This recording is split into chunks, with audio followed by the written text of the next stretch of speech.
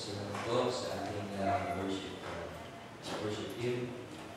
And salamat din doon sa testimony. So, sinashare ni ating Annalyn kanina. Siya ba yun? Nasa likod ko. Ikaw na nga lang speaker dito. Para tayo nasa kulungan. And second to the last Sunday na ating seasons for the family. Tama po ba ako sa'yo? Second to the last Sunday. Next Sunday yata ay last Sunday of November. And our seasons for the family this year ay matatapos by next week. It will end next week. Pero baka ma-extend pa by December. And every time pag-uusapan ang family, lahat tayo makaka-relate. Tama po ba? Amen? Meron po ba dito, nandito kayo ngayon, you don't have any family? Sure ako, mag-isa lang ako, wala akong pamilya. Meron po ba yung pagka namulat yung iyong mata sa mundo nito, ikaw lang mag-isa? Meron? Kaya may pamilya. May pamilya sa kaya ganyan. Wala, no? So every time na mag-uusapan ng family, makaka-relate tayong lahat. Tama po ba? Pero nakakalungkot, dahil second to the last na, kanina po sa church natin sa Taytay, may mga pinaalaala ko sa kanila, and at the same time, may tinanong ako sa kanila. Sabi ko, if this is the second to the last Sunday ng ating seasons for the family, if ever, meron kayong gustong baguhin ngayon, ano yun? Dami sila sinabi. And I also wanted to ask that same question. Kung ito na yung, sabi natin, maybe the last Sunday for the seasons for the family, ano yung gusto mong ayusin o baguhin ng Panginoon sa tahanan? Meron po ba?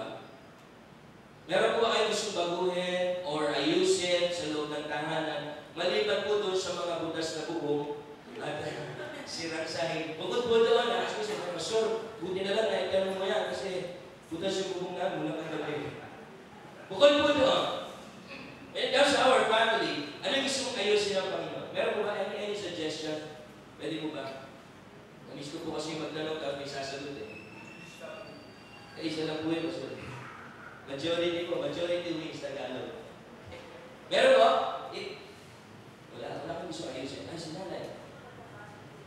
Yung pagkakasundo, gusto nyo ayusin ang Panginoon yan. Pwede yan, pwede. Ano po ba? Meron ba? Meron gusto ayusin? O meron gusto ibigay sa inyo ang Panginoon this week? Meron ba? Ayan mo siya. So, pag sumagot po kayo, pikit po kayo, parang hinakay. Meron? Wala. Sige, text nyo na lang po ako, ha? Bigay ito mami number, papabulas nyo dito. Tapos i-preach ko ulit, and text ko rin po kayo. Pero medyo nakakalungkot minsan, ano? Pagka may isang bagay na malapit ng matapos, and then para bang wala pang masyadong naaayos, sabi, ay, matatapos na, hindi pa naayos eh. Ay, matatapos na, hindi pa ginagawa ng paraan eh. Ay, matatapos na, pero parang kulang pa. Diba? Parang ayaw natin mo na matapos. And kanina po, nabanggit ko kay Pastor po, pwede pa-flash yung lesson kanina umaga ni Pastor James. Kung ready na po tayo. And tingnan niyo po, pakibasa ng sandali. And I believe, dito po sa ating church, ating main church, all the Sundays ng seasons for the family, madami nang naitulong sa atin. Tama po ba? Marami nang nag-take note. May mga pagkakataon nga po, medyo malalate kami sa Taytay dahil hindi po kami nakasunod eh. Doon sa ating lesson dito sa seasons for the family. Pero gusto ko, magamit din po ito. Maybe by February, kung buhay pa po tayo lahat, hindi pa dumarating yung Panginoon, hindi po gagamitin ko doon. About the love month, gagawin ko para naman sa pamilya. Kasi gusto natin, kung yung lesson dito, magamit dito, at napakaganda. If you agree with me, if you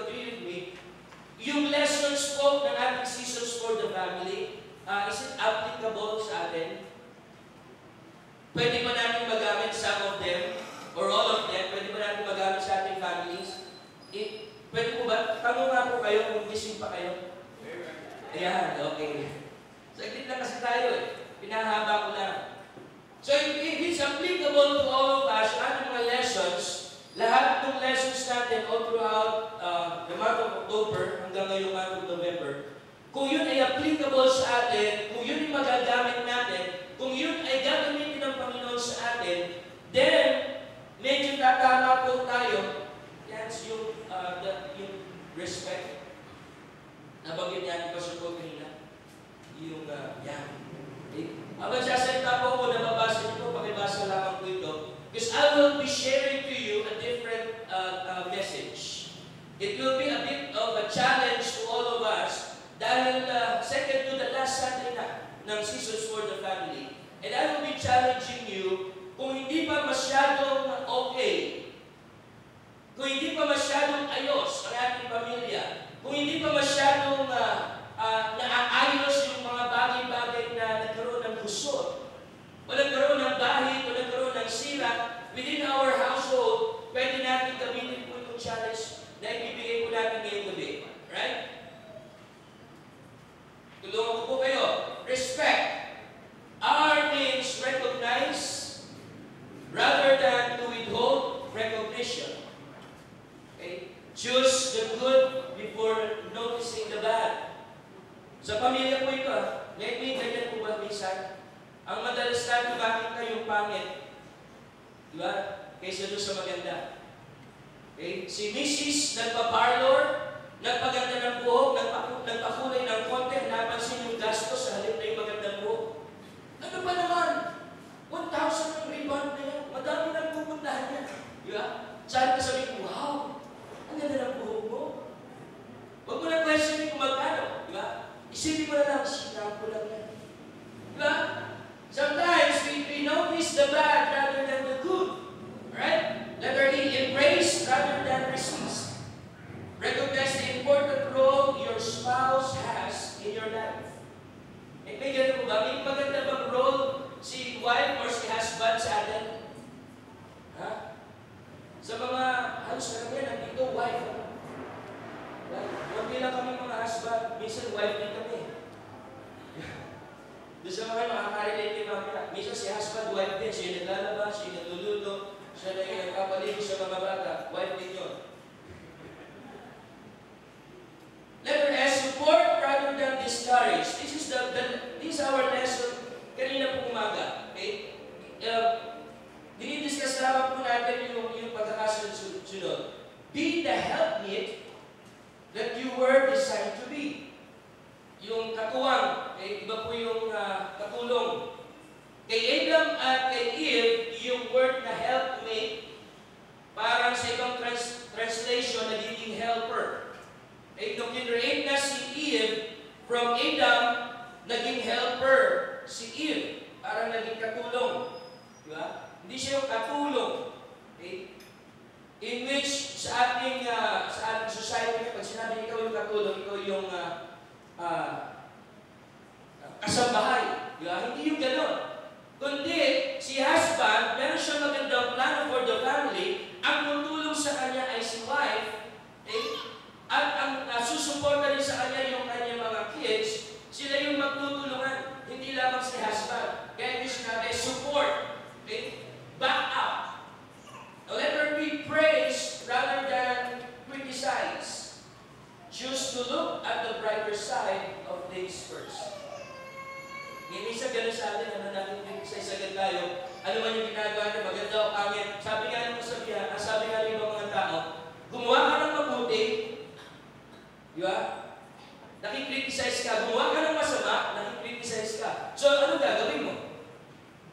Pagka gumagawa ka ng mabuti, nakikriticize ka, naalala ko yung ating presidente, nagmumura-mura siya. Alam niyo ba yun? Yung eleksyon, nagmumura-mura siya, nakikriticize siya.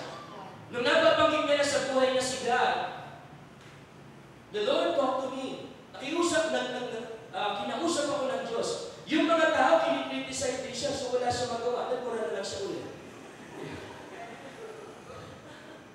Di ba? Gumawa ka ng tao,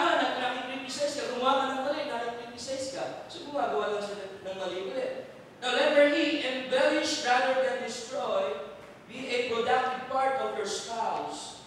Guide them through the process. Bilisan ko na po. Letter C, confirm rather than confront. In times of encounter, choose to confirm facts first. Okay? Naintindihan niyo na po ba? Gusto niyo tagalogin ko ba?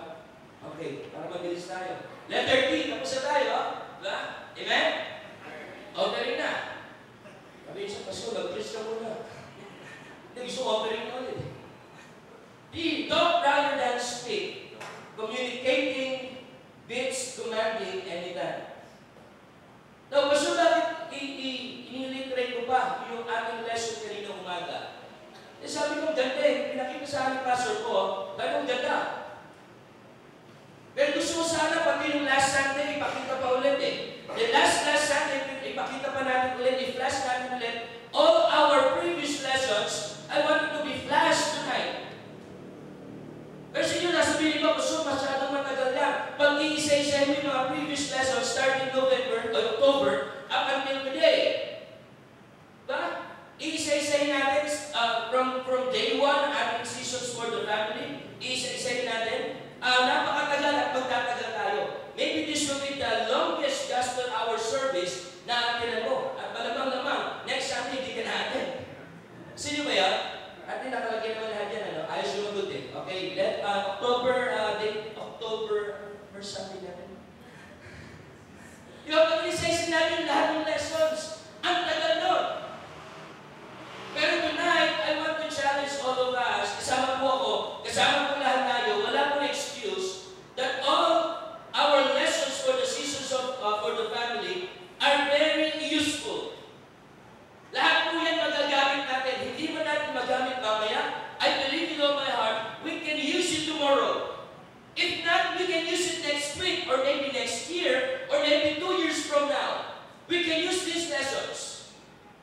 Pero mga kapatid, sa lahat po ng mga lessons na yun, let me ask you this question. Who among you here tried to do it? Pero ba magkasabi, Pastor, yung lesson po natin, day 1 ng October, first Sunday ng Seasons for the Family, I tried it and it's effective. Meron ba? Yung iba, hindi magkakalas sa kamay, muna sa lahat, nahihiya. Diba? Si baka kami, Pastor, tawagin mo ako eh. Mahihiya. But, who among us here tried to do it? Ito siguro lahat makakasagot. Who among us here did not try at all?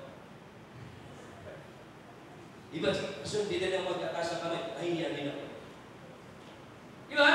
Now, you know what trying means? Meron po makapagbigay ng meaning ng word try? Meron po ba? Attempt. Try, attempt, ano ba? Any other words related to the word try? Meron po ba?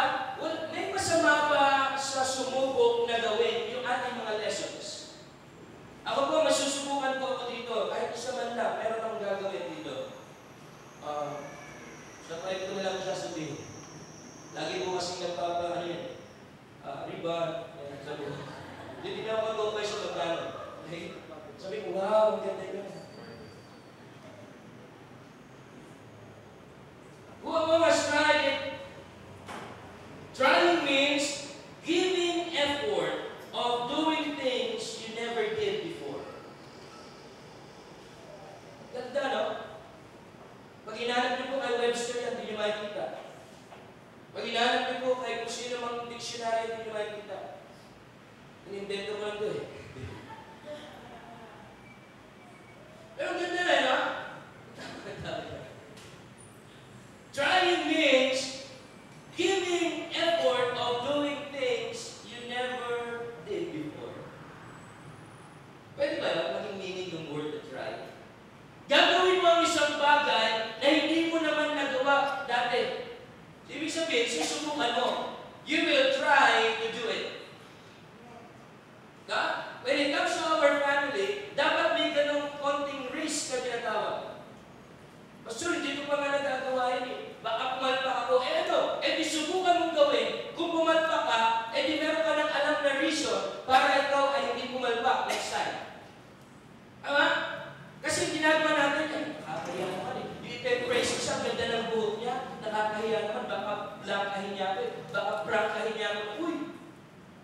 first time yan, ha?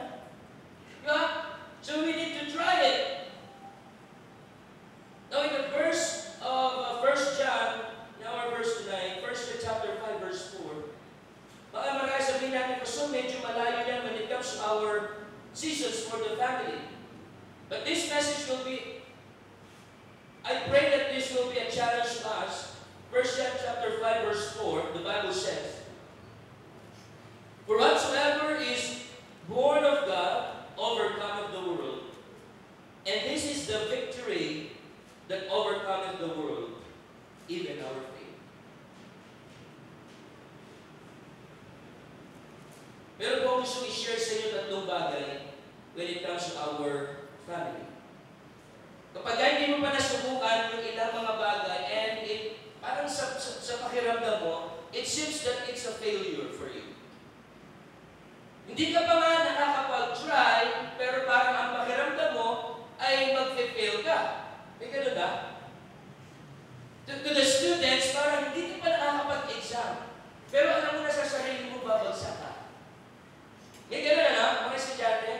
Bakit? Bakit mo pakiramdam na babagsak ka during examination, hindi mo pa naman natatry na kunin yung test paper, hindi mo pa natatry na sagutan yung mga questionnaires? Bakit mo alam? Babagsak ka. Diba? Hindi nag-review. Pangalawa, mali yung ni-review mo. Maling subject, ano? Sabi, may test tayo sa Filipino, yes, kaya-kaya na ni-review mo man. Kasi yun yung favorite subject mo. Diba? Kahit sa pamilya, ang dali ng idilya, si wife, ang dali ng idilya. Pero ang dinidil mo lagi, yung mga bata. Kaya magkasarap na kayo ni wife, magkaroon na kayo ni misis, hindi mo siya ma-deal. Bakit? Ang kaya mong i-deal, yung mga bata. That's the same thing. Ikaw na wife, hindi mo kaya i-deal si husband, kasi siya sa akin, dali lang yan. Pero kaya mong i-deal yung mga bata. Isa yung mga biyanan, di ba? Kaya-kaya mo yan. Yung biyanan ko na yan. Now, let me give you 3 things when it comes to our family. Pagka hindi pa okay. Next Sunday, sino po nandirito? Next Sunday service, sino po nandirito? Sa susunod po Sunday, last Sunday of the Seasons for the Family. Sigurado po kayo, nandito kayo. Pag nag-rapture bukas at nandito kayo, okay, ituloy ang lesson.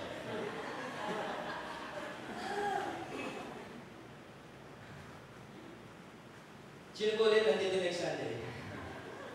Sunday, sabi-sabi na tayo. Pag nag-rapture bukas, sabi-sabi. Now, let me give you the first one. When it comes to our family, by the way, ang title po natin, The Secret of a Victorious Life. Gusto niyo po bang maging victorious? O gusto niyo maging talunan? Sino gusto maging victorious? Taas kamay. Yung kanan. Yan. May panyo po yan.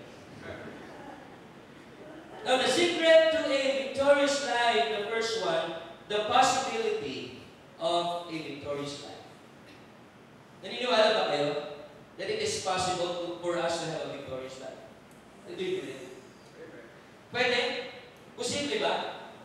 May kinakanta yung mga young people, kanta yung posible. Kanta ba natin dito yun o kanta sa labas yun? Narinig ko dati yung posible. Hindi nakakala to. Okay, Mark, alam mo yun? Kanta ba sa Jollibee doon? Kaya sa mga kanta, hindi. Narinig ko lang, inaalala ko lang ngayon. Posible. Ganyan yung tono eh. Narinig ba? Kinakanta ba natin dito yun? Baka sa jeep ko narinig yun. Okay. Never mind. Pero may kantang ganun eh.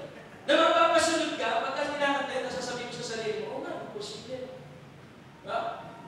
But for us Christians, for us na nagtakal tayo ng lessons from day 1 ng Seasons for the Family, at ngayong oras nito, parang sinasabi mo, so matatapos na lang ng Seasons for the Family, pero para bang tapos pa? Para bang kulang pa? Pwede bang extend natin by December yung Seasons for the Family? Pero gusto ko sabihin sa inyo, if that's your feeling, na para bang kulang, parang kapos, para bang hindi mo makukuha yung tagumpay para sa pamilya mo, there's a possibility of a victorious life at pwede Amen? Kasi nga yung testimony lamang kanina dito, ako tinitingnan ko yun, when it comes to our society sa batas natin, when it comes to drugs, parang ang hirap ko nang palabasin ito sa piitan. Ramdam ko po yun. May nakausap kasi kami before, medyo malapit ko sa family ni Ate Kay. Sabi niya, when it comes to drugs, hands off ako dyan. General po ito. Meron din po kami, kasi kilala tayo nito, hindi sa Christian, a congressman. Pero hindi naman niya masyadong ipinapakita when it comes sa Congress at sa TV. Kristiyano po ito. Pero nung nilapit ko po isang issue about drugs, nilapit ko sa kanya through text, sabi niya, Attorney, yung congressman na po siya, pwede niyo po ba kami matulungan? May young people kami ganito, marami sa church, faithful siya before, pero ganito, ganyan, na-involved sa drugs, napagbintangan sa ganito, nakakulong po ngayon sa anti-policy. Sabi niya, Sir, when it comes to drugs, at if it's positive, hands off. May mga pagkakataon, parang ang hirap na natin pakialaman. But you know what? Pagka ibinigay natin sa Panginoon ito, kahit na sino pa yung nakakulong doon, if we Christian will pray para doon sa mahal natin sa buhay na meron ng ganung sistema o meron ganung issue, I believe God can move mountains and God can make a way para doon sa kapatid na yun, sa tatay na yun, sa nanay na yun, sa anak na yun, na nandoon sa isang sitwasyong mahirap na pwedeng makawala. Why? Because there's a possibility of a victorious life. Itong bagay na ito na pinilingnan natin kanina, yung word na respect, may mga pagkakataon pa, so mukhang matatagalan ako.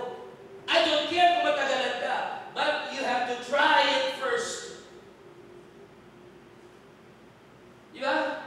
Iba nga sabi dito, yung unang beses na tayo pumasok sa isang napakaganda at napakamamahaling restaurant, diba? Ni hawakan yung kutsara, hindi mo alam kung paano. Pero ikaw, kung nasa bahay ka, alam mo, yung kutsara sa kanan mo ito ay right-handed. Alam mo yung tinidor sa kaliwa, if you're right-handed, yun ang talagang tama. Pero pag nasa restaurant ka, pag upo mo ka lang, alam mo yung upuan, inuupuan niya, pero parang ayaw mo upuan. Diba? Nandun ka sa fine dining doon sa mamahaling restaurant, parang, naku, bakit pag upo ko mali? Pero alam mo yung upuan, dapat inuupuan. Yung kutsara dapat sa kanan. Diba nahihirapan ka? Pero nung hinawakan mo yung kutsara, tapos nakita ka na, nagsiserve. Diba? O kaya kung ito yung buffet, nung sinabi mo, paano ba kumuha ng kanin dito? Alam mo naman eh. Alam mo kung paano kumuha ng kanin. Minsan nga, nandun na sa harapan mo, isinerve sa iyo, whole plate, lahat ng sasarap ng pag-asa sa iyo, paano kaya kainin ito? Eh, sundukin mo, ilagay mo sa bibig mo, at umuya ka. Diba? Minsan ayaw natin i-try. Iba lang yung venue, iba lang yung place, iba lang yung atmosphere. Lalo na sa family. Bakit hindi mo i-try? Now, John, in the book of 1 John chapter 5, verse 4, is not speaking about victory in heaven lamang, but also victory on earth, a daily victory in our life. Bakit sabi nga daily victory? Nakukuha ba natin yun? Yung pag-gising mo bukas ng umaga, para bang victorious ka? Yes! O kayo mag-asawa, pag-gising mo sa umaga, ay, yun. Mag-asawa may magkatabi kayo, pag-gising mo sa umaga, sabi ka, yes! Tabi kayo asawa ko. Pag-gising mo, ay, nako. Kami ba, madali ko din. Yes!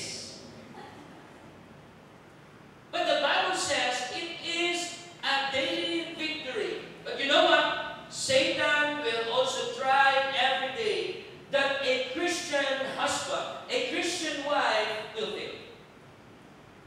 And even in our families, ang desire ni Satan masira, mawasak, hindi maging masaya.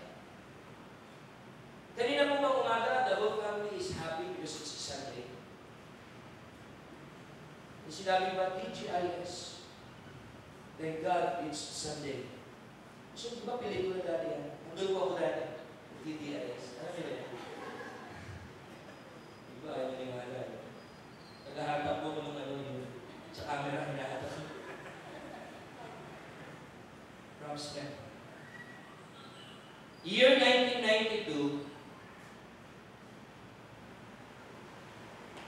meron pong isang team. Every time they were being called in the court, they look like as if they will win that game. This is year 1992, magtatawagin yung pangalan ng players. Number ganito, pasok sa midcourt. Number ganito, pasok sa midcourt. Yung mga tao, kahit pag ibang bansa, this is actually an Olympic game, hindi po ako nagkakamali. Every time tatawagin yung mga pangalan nila, sisigawan yung mga tao, hindi pa nag-i-start yung laro. Okay? Yung buong arena ay nagkakagulo pag tinatawag na yung pangalan nila. Pangalan pa lang po ito. And then suddenly the announcer will announce the name of the team. Tapos yung mga kalaban nila parang bang medyo masaya ng konti, pero ang nakikita mo sa mga mukha nila parang bang tatalo yata sila. Tapos ito, pagka tinatawag na sila, yung bang aura nila, yung bang tindig nila, para bang panalo na agad sila. Hindi pa nag-i-start ng game. This was way back 1992. And then tatawagin yung name nila at sabihin ng announcer, let's welcome the Team USA.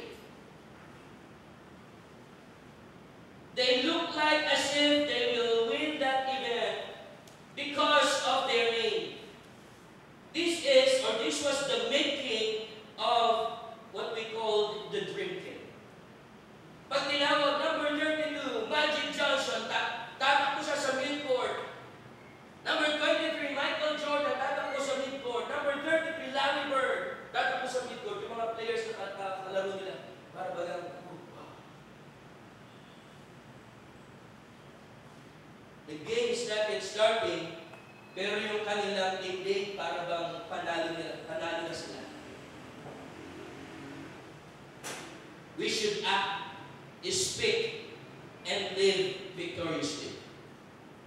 Pagka binanggit yung pangalan ng pamilya natin, tatayo ka, pupunta ka sa midcourt, kahit may problema ka, kahit may pinagdaraanan ka, tatayo kang ganon. Kasi alam mo, yung pangalan mo, may kaakibat yun ng pangalan ni Kristo. Because He or God saved us. Jesus loved us so much na ayaw ng Panginoon na tayo ay mabubuhay ng defeated. Because there is a possibility of a victorious life. Ang pangalawa po, the promises. Kahit minsan posible din, no? Minsan ayaw pa natin paniwalaan. Doon po sa mga may pinagdadaan ng pamilya dito, may pinagdadaanan yung pamilya ninyo, kahit ano po yung bagay na pinagdadaanan ninyo, posible at kayang ayusin niya ng Panginoon. Amen? Kahit hindi ka maniwala, posible yan, at may pangako dyan ng Panginoon. Number 2, the promises to have this victorious life. John chapter 10, verse 10. So, ayaw kong maniwala. Okay lang, huwag ka maniwala. Pastor, mukhang matatagalan. Okay lang, sabihin mo na sa sarili mo, matatagalan yan. Pero God has a promise. Jesus has a promise para po sa ating lahat. John chapter 10, verse 10. Alam natin ito.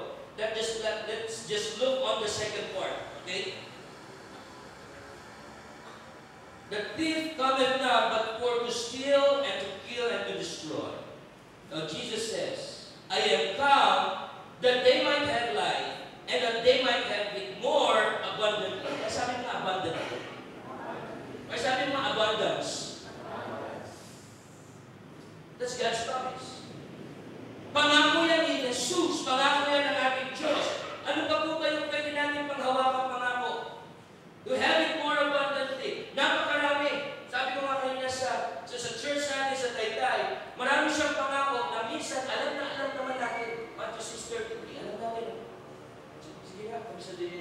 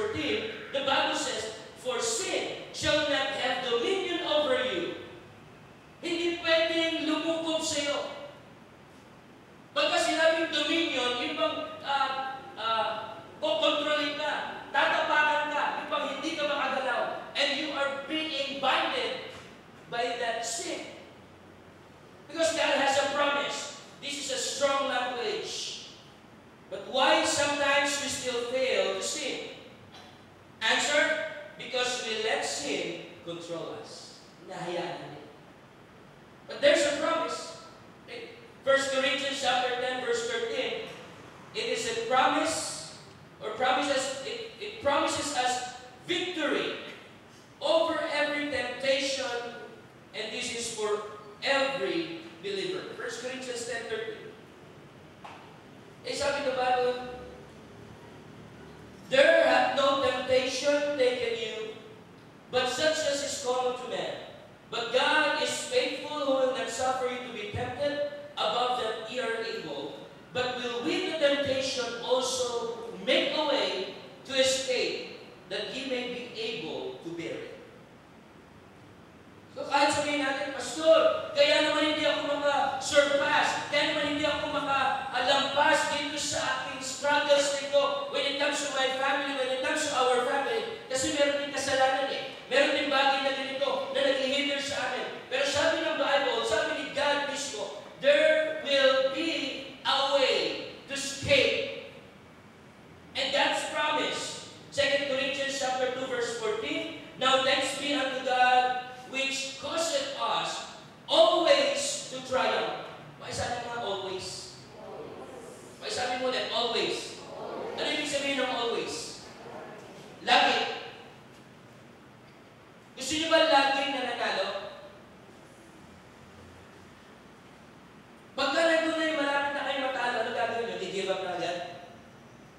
Ha? May ganun na, no? Hindi, talo na. Hindi may oras pa eh. Laban pa! Tumatalbo pa yung bola, laban pa! Hindi, talo na talaga. Lalaki ng kalaban. Diba? Doon sa mga naglalaro ng basketball, if you're with Michael Jordan, lamang ang kalaban, mga tatlo. So, mga nag-basketball, alam nyo to. Lamang ang kalaban ng tatlo, pero kakampi mo si Michael Jordan. Sabihin mo kay Michael Jordan, let's stop this game.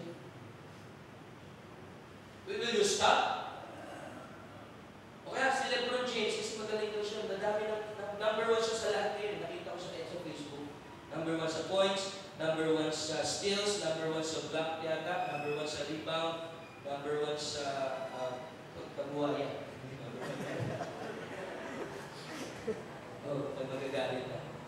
Fan mo ni Lebron, kung siya po ay nasa Inebra. Nagkaroon ba siya doon? Si Lebron. Diba? Kung ako, kalaro ko si Lebron, kahit hindi ko na kaya tumakbo, sabi ko, ako na tagalabas, pwede na. Kasi manalo mo na.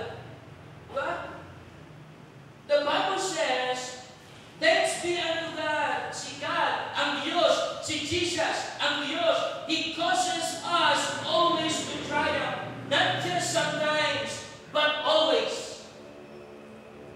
Pastor, mamaya ako, uuwi ako. Makakasalubong ko na naman at makakaharap ko na naman the same problem that we have nung lumisan ako kaninang umaga. In fact, hindi ako umuwi ng lunchtime, nag-isa ako sa church, nag-isa ako sa Megapod, na masyala ako mag-isa kasi alam ko may problema sa bahay. God causeth us always to triumph. Pag-uwi mo mamaya, may problema talaga. Diba? Buti nga iba dito, hindi kayo nababato eh. Pastor, ikaw nabato na ba? Hindi naman. Hindi ganun siya. Diba may mga pagkakataon pag umalis ka ng bahay, pumunta ka ng church, there are stories before. Diba? Si young people, umalis ng bahay, pumunta ng church, pag-uwi ng bahay, binabato ng tatay, binabato ni nanay. Diba? Gawin mo. Mamaya, ito young people na-experience nyo, binabato ka pag galing ka sa church. Unahan mo na yung tatay. Doon ka pala sa bunga, Tay, bumato ka na! Nay, bumato ka na! At isa lang yan. Ganyan ka naman eh. Ubusin mo yung mga pinggan. Ubusin mo yung kasirola. Ubusin mo yung mga baso natin. Sige, batuhin mo na ako. Diba? At least, alam mo na yung expected mo na. But don't stop.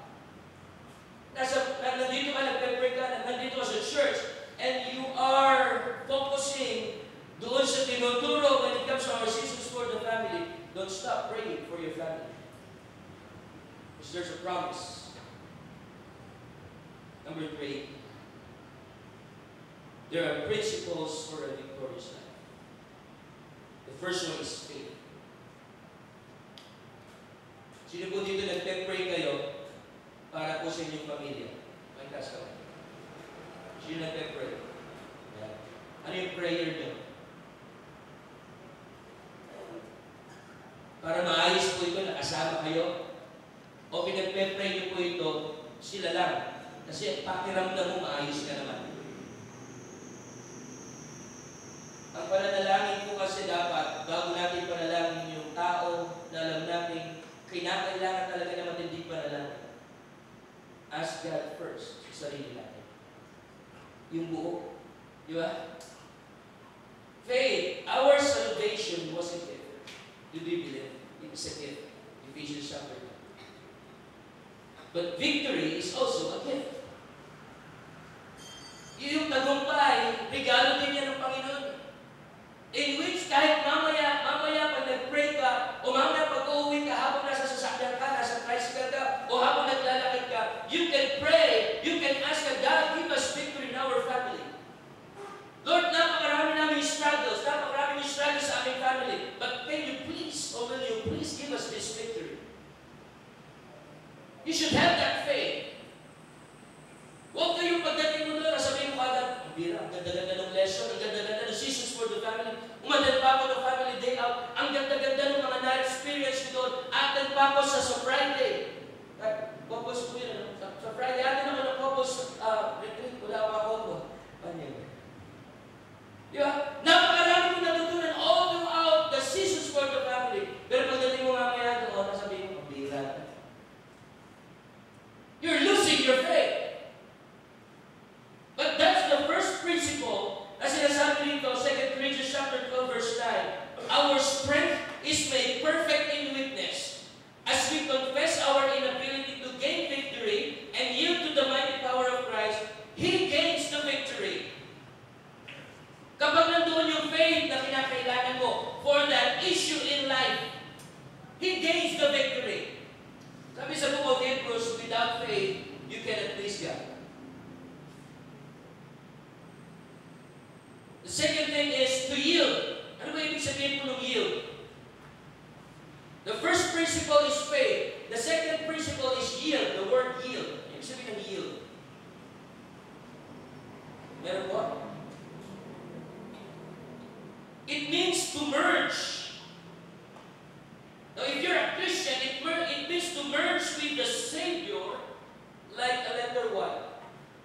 So, yung Y po pababa. Hindi baliktarin mo para ikaw nasa baba. Ito yung pinapanalangin mo papunta kay Savior. Diba? Pares din yun. Y na pa baliktad, Y na pa tayo. Y pa din. Diba? Before we live on our own, when we accepted Christ, we yielded to Him. Umayon tayo sa Kanya. Nakipagkaisa tayo sa Kanya. Assume your new position by faith. You are now living on the victorious side of the cross. Yung mga tanong po ako, ilang pirasong tanong lang po, and then we will pray. Okay lang po lang. We pray na tayo.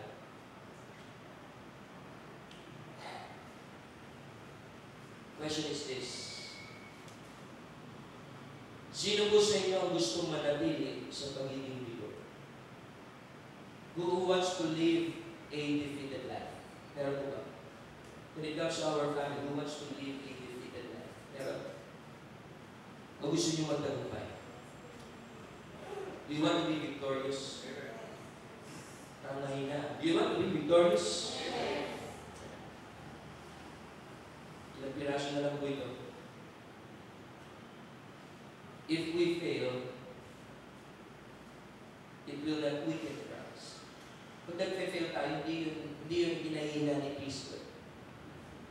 But rather, He will forgive you, He will forgive us, and will cause this failure to strengthen us. Pangalawa, let's always rely on Christ. Because triumph is always given by God. Always. No, the only time you can live victoriously is now. We can begin today. Tulad na sinabi ni Hudson Taylor, I'm not striving to have faith, but I'm looking to that faithful one who gives me this faith. Pwede ko ba tayo tumayo? Tayo tumayo.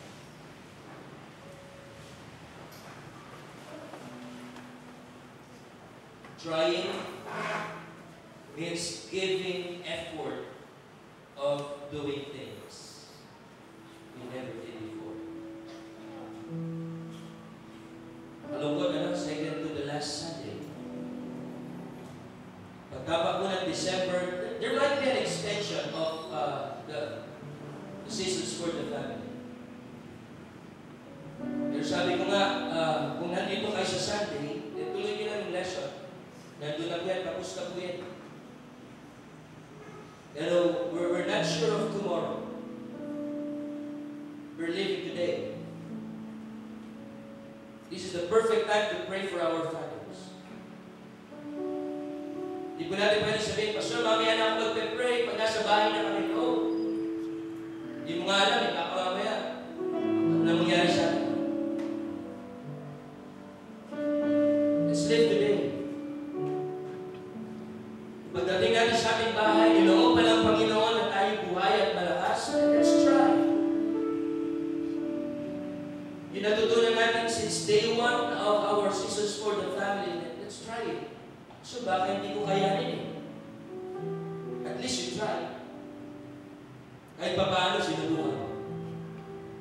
To the young people, nahirap nagsisimba, mahirap yung umupunta ka, sumusunod ka, nagdirekto ka sa Panginoon, hindi mo kasama magulang mo. You know what? I challenged the people of IBC Taytay earlier. I asked them if it's possible by the time of our 15th year anniversary, kasama na nila yung kanilang pamilya. And they agreed. Matagal ba yun? 6 months or 5 months? Na hindi ka lamang mag-pray, but you will be doing something for your family. Then by our anniversary, kasama mo siya during the worship service. Sabi nila, Pastor, kaya po. Then sabi ko sa kanila, just try. Pag uwi mo mamaya, try to share the word. Try to convince them of our Savior. Kung talaga matagal na sila mananampalataya, pero hindi na nag-church, hindi na mag-buwate sa iba. Sabi ko, okay na try to convince them to go back and serve with you. Kasi sarap na. Sabi ng isang TV station, the family that prays together stays together. We adopted it during our family day out. The family that plays together stays together. And they stay strong.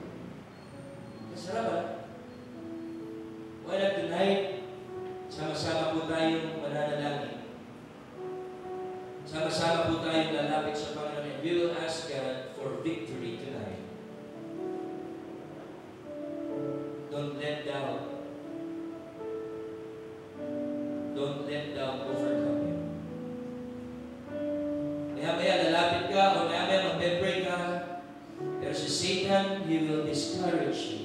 You know what? That's the best tool of Satan. Discouragement. Papakita niya sa'yo, hindi kaya. Pero sabi ng Bible, sabi ng Diyos, kaya. We can have victory over this life.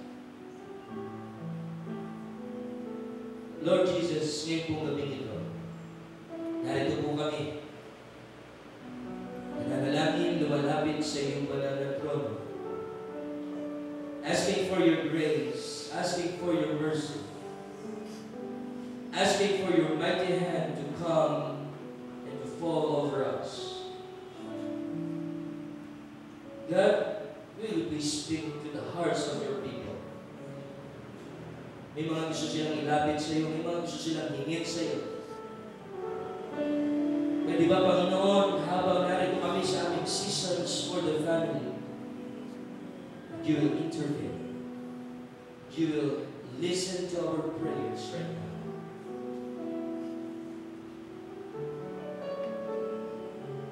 Habang lahat po ay nananalangin, habang lahat po ay humihiling, dumadalangin sa Panginoon para sa inyong pamilya. If you want to ask God for victory over your family, over everything in your life right now, may I invite you to come. Step out of your place. Come to this altar as the Lord is waiting for us. Come on, right now. Hindi ko tayo magpapakadala. We will pray right away. Come on. If the Lord is speaking to your heart, you're asking for victory. You're asking that the Lord will move and will touch your family. If you're a young people, please pray for your parents, for your siblings. If you're a mother, if you're a father here, let's take the responsibility of praying for our family. Come on. Step out of your place and let's pray together. I assure you, God is listening to all of our prayers right now. Ask God. Ask the Lord for victory right now. Lord Jesus, narito po kami, Panginoon, sa harapan. Praying and begging throne of glory. Asking you, Lord Jesus, bestow your blessings on our family, especially in this church, Lord.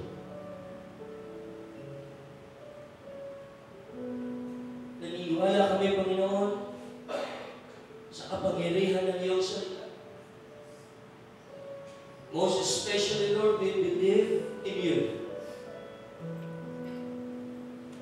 Yung salita mo lang, Panginoon, okay na. Pero mas matindi, Panginoon, pag ikaw na mismo, Diyos, yung kumilos, yung gumalaw, yung gumawa ng paraan doon sa mga impossibilities ng aming pong isipan, impossibilities ng aming damdamin, yung tigas, Panginoon, pwede mong palambutin, yung pangit, Panginoon, pwede mong ayusin at pagandahin, yung mga bagay na hindi namin maintindihan, pwede mong ipaintindi sa amin at himay-himayin, Panginoon, hanggang sa aming malaman, Panginoon, yung pinakamagandang plano mo, yung pinakamagandang rason, yung pinakamagandang bagay, Panginoon, na nakalaan para sa iyong mga anak. O Diyos, hayaan mo, Panginoon, na panghawakan namin, O Diyos, yung pangako mo. Dahil kahit posible, Panginoon, yung mga bagay dito, dumarating pa rin, Panginoon, yung doubt, dumarating pa rin yung agam-agam. After asking you, Lord Jesus, after clinging on to your promises, allow us, Lord Jesus, to follow all your principles. Mahirap, Panginoon. Just like a runner, mahirap tumakbo, nakakapagod. May mga pagkakataon na kami, Panginoon, ay matatalisod. May mga pagkakataon, Panginoon, na kami ay babagsak. Pero ang pinakamasarap sa lahat, kapag aming ituloy yung aming pagtakbo at aming naabot, Panginoon, yung katapos-tapusan ng iyong plano sa aming buhay. Lord, we can call it